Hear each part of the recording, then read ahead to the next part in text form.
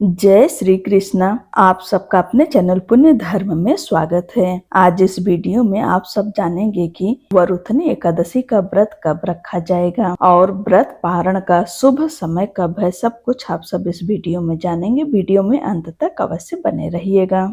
और हाँ दोस्तों, आप सबसे एक छोटी सी रिक्वेस्ट है, वीडियो पसंद आए तो चैनल को लाइक शेयर करें, सब्सक्राइब करना ना भूलें। हिंदू धर्म में एकादशी का विशेष महत्व है। हिंदू पंचांग के अनुसार प्रत्येक माह के कृष्ण और शुक्ल पक्ष में एक एक एकादशी पड़ती है और हर एकादशी का अपना अलग महत्व होता है।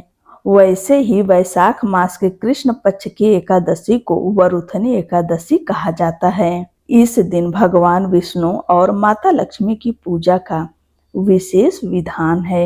वैशाख माह की यह एकादशी भगवान विष्णु को अत्यंत प्रिय मानी जाती है। धार्मिक मान्यताओं के अनुसार इस दिन व्रत रखने और भगवान विष्णु की पूजा करने से 10,000 यज्ञ करने के बराबर फलों की प्राप्ति होती है। इसके साथ ही हर तरह के पापों से मुक्ति भी मिलती है। पंचांग के अनुसार वैशाख माह के कृष्ण पक्ष की एकादशी तिथि प्रारंभ होगी 13 अप्रैल 2026 दिन सोमवार को सुबह 1:16 पर और वहीं एकादशी तिथि समाप्त होगी 14 अप्रैल को सुबह 1:58 पर। उदय तिथि के अनुसार वरुथनी एकादशी का व्रत 13 अप्रैल 2026 दिन सोमवार को रखा जाएगा। जैसे कि आप सब जानते ही हैं कि एकादशी का नियम 3 दिनों का रहता है, दशमी, एकादशी, द्वादशी। दशमी का नियम आप सब रविवार के दिन करेंगे।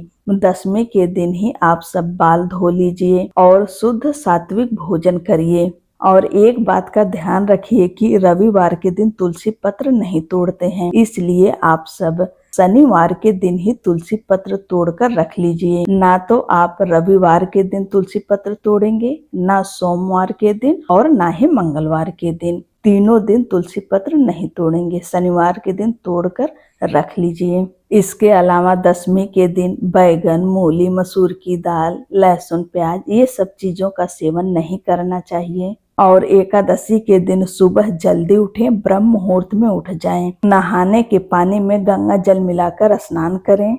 इसके बाद हो सके तो पीले रंग का वस्त्र पहने। भगवान सूर्य देव को अर्घ्य दें। उसके बाद अपने मंदिर की साफ सफाई करें, गंगा जल का छिड़काव करें। अगर आपके घर में लक्ष्मी नारायण की मूर्ति है किसी धातु की, तो उन्हें पंचामृत से अभिषेक करें। या फिर आपके घर में लड्डू गोपाल हो, शालिग्राम भगवान हो, उनका भी आज के दिन पंचामृत से अभिषेक अवश्य कराएं।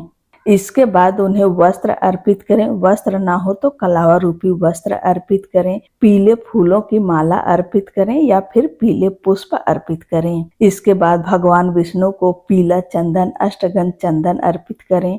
माता लक्ष्मी को रोली, कुमकुम, सिंदूर अर्पित करें। इसके बाद फलाहार की चीजों का भोग लगाएं। फल का भोग लगाएं, ड्राई फ्रूट का भोग लगाएं या फिर मखाने की खीर बनाकर भोग लगाएं। यानी जो कुछ फलाहार में खाया जाता है उन सब का भोग लगा सकते हैं। उसके बाद ओम नमो भगवते वासुदेवाय नमः मंत्र का 108 बार जप करें।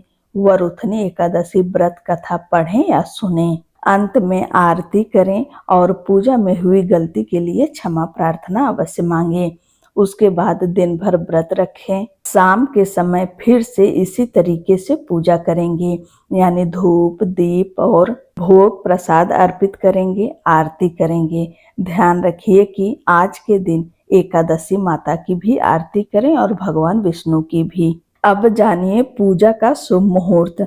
ब्रह्म मुहूर्त है सुबह 4:28 से लेकर सुबह 5:13 तक और पूजा के लिए अमृत सर्वोत्तम मुहूर्त है सुबह 5:58 से लेकर सुबह 7:34 तक। इस शुभ समय में आप पूजा पाठ कर सकते हैं। दूसरा शुभ उत्तम मुहूर्त है सुबह 9:10 से लेकर सुबह 10:46 तक। आप इस समय भी पूजा कर सकते हैं।